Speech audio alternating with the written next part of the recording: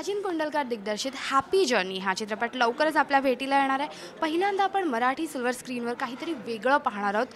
अतुल कुलकर्णी आणि प्रिया बापट दोघंही भाऊ बहीण यांच्या या रोलमध्ये पाहणार आहोत पहिल्यांदा। ऑनेस्टली जेव्हा मी पहिल्यांदा या चित्रपटाबद्दलची बझ ऐकलेली की असा चित्रपट येतोय, ऑफकोर्स सचिन कुंडलकर म्हणून डोक्यात एक क्रेज होती आणि तुम्ही दोघं आहात म्हणून एक वेगळी कॉन्सेप्ट होती।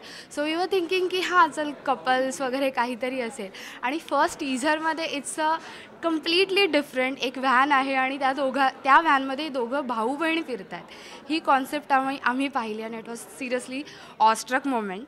सो बेसिकली ही जेव्हा कॉन्सेप्ट आली तेव्हा तुमची पहिली रिॲक्शन काय होती दोघांची? काहीतरी वेगळं होतं असं वाटलं का? आज खरं तर म्युझिक लॉन्च आहे सिनेमाचं, त्यामुळे आपण जास्त संगीताविषयी बोलूया। ज्याचा तू उल्लेख केलास टीझर, त्याच्यामध्ये मला असं वाटतं की जे कन्व्हे करण्याचा प्रयत्न आम्ही केला तेच एक्झॅक्टली आमच्या संगीतामध्ये आहे, तेच आजच्या गाण्यामध्ये आहे। फ्रेश जे आमचं गाणं आहे तो फ्रेशनेस मला असं वाटतं की आत्मा आहे हॅपी जर्नीचा। आपल्याला नेहमी काहीतरी नवीन युथफुल अपील होतं। तुम्ही कुठल्याही वयाचे असा तुम्हाला ते खूप अपील होत असतं आणि तो पूर्ण प्रयत्न मला असं वाटतं की सचिननी ह्या गाण्यामध्ये केलेला, या अल्बममध्ये केलेला। या अर्थी कारण दिग्दर्शक म्हणून त्यांनी खूप त्याचे कान सेन्सिटिव्ह आहेत, त्यांनी खूप संगीत ऐकलेलं आहे आणि त्यामुळे करण कुलकर्णीला जेव्हा तो म्युझिक डायरेक्टर म्हणून काही गोष्टी सांगत होता त्यावेळेला ते फार छान त्यांनी कन्व्हे केल्या आणि ते सगळं मला असं वाटतं की फ्रेशमध्ये रिफ्लेक्ट होतं। चित्रपटामध्ये जी दोन गाणी आम्ही सध्या ऐकलेली आहे, एक फ्रेश आणि एक ललबाय जे आपण म्हणतो, दोघंही फार एक्स्ट्रीम आहेत। एकामध्ये जशी अवखळ प्रिया आहे तशी म्हणजे शाल्मलीचा आवाज आणि प्रियाचा अभिनय हे अगदी ॲप्ट झालेले आहेत त्या एकंदर नोशनला। आणि एक गाणं आहे की ते खूप डेप्थ आहेत, अर्थात एक हळवं गाणं आहे। तर चित्रपटाचा टोन खूप छान मेंटेन केला होता। ती एकंदर प्रोसेस कशी होती काय सांगा? प्रियानी ही दोन गाणी गायली आहेत। मला फक्त एक नक्की सांगावंसं वाटतं की अशा पद्धतीचं इतकं काम झालेलं गाणं जेव्हा तुमच्यासमोर येतं एक नटी म्हणून, त्यावेळेला ते गाणं आपलंसं करणं हे अत्यंत महत्त्वाचं असतं आणि खूप ग्रँडर आहे ह्या गाण्यामध्ये। त्याला ज्या पद्धतीची वाद्य वापरलेली आहे, जे ऑर्केस्ट्रेशन आहे त्या गाण्याचं, जे शब्द त्याच्यामध्ये आहेत, जो आवाज लावून शाल्मलीनी फ्रेश हे गाणं गायलेलं आहे, ते आपलंसं करणं ही अत्यंत अवघड गोष्ट आहे मला असं वाटतं आणि त्यात परत मुवमेंट्स करणं वगैरे वगैरे वगैरे, तर ते आपलंसं प्रियानी फार सुंदर पद्धतीने केलं। या तू काय सांगशील? तुझं गाणं आहे, अगदी तुझं गाणं आहे। हो, खरंच माझं गाणं आहे, कारण मला ते खूप इट टचेस मी। ते माझ्यासारखं पण गाणं खूपसं आहे, त्यामुळे it reflects a lot of me in it. त्यामुळे मला ते जास्त करायला मज्जा आली। खूप नकुलनी खूप कसरत करून घेतली होती माझ्याकडनं त्या गाण्याच्या वेळेला। मी शिडीवर चढा, मागे ह्याला पाय घालून पाडा, टपावर जा, दारावरती बसा, हँडलला लोंबकळा। त्यामुळे त्याच्या शूटिंगच्या नंतर माझं सगळे इकडे सगळं दुखायला लागलं होतं।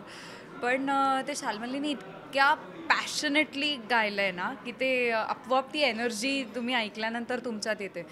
सिमिलरली जे आत्ता त्यांनी लाईव्ह गाणं गाऊन दाखवलं आपल्याला, आकाश झाले हळवे जरासे, मला खरंच तिचं खूप कौतुक करावंसं वाटतं। कारण जेव्हा मी पहिल्यांदा गाणं ऐकलं त्यावेळेला मला तसं जाणवलं की एक ॲक्टर इमोट करत असतो, पण जेव्हा एक सिंगर इमोट करतो आणि ते तुम्हाला जे कानात जाणवतं ना, तेव्हा खरंच तुम्हाला खूप असा काटा येतो अंगावर। त्या गाण्यातले प्रत्येक तिचं ते सिस्किया म्हणतात ते, किंवा असं करून गाणं आहे, किंवा रडताना आपला जसा आवाज दबला जातो तसं ते प्रत्येक एक्सप्रेशन तिने इतकं सुंदर दिलं आहे की ती माझी जबाबदारी होती की मला ते गाणं करताना तसं करायचं आहे। आणि ते जसं अतुल म्हणला तसं तुम्ही ते इतकं भिनतं ना तुमच्यात, ते इतकं तुमचं आपलंसं होऊन जातं जेव्हा तुम्ही ऐकता तेव्हा ते करणं सोपं आहे की कठीण हा फार दूरचा मुद्दा आहे। वन्स यू स्टार्ट फिलिंग की ते तुमचं आहे, ते तुम्हाला आत्मसात होतं। It becomes a part of your life. So तशी दोन्ही गाणी झाली असं मला वाटतं की मला खूप आवडतात ती दोन्ही गाणी, कारण तिने खूप ब्युटिफुली गायली आहेत आणि ऑफकोर्स करणनी फारच सुंदर ती केली आहेत। खास करून जे गाणं आत्ता आम्ही ऐकलं त्याबाबतची एक गोष्ट नक्की सांगावीशी वाटते, ती म्हणजे जसं सचिन सर शोधत होते की एक आपल्यासारखं अर्बन गाणं लिहिणारा लिरिसिस्ट, आणि ते गाणं आम्ही पहिल्यांदा ऐकलं आणि ते शब्द खरोखर कळले, पटकन मनात बसले. It's a very fast process आणि it's very surprising for me at least, कारण ते लगेच समजणं, जसे हिंदीचे शब्द कळतात ना, अगदी अर्बन आहे कळले, तसं झाला हा एक्सपिरियन्स. तर तुमचा एक्सपिरियन्स जेव्हा गाणं ऐकलं तसा होता का? नक्कीच.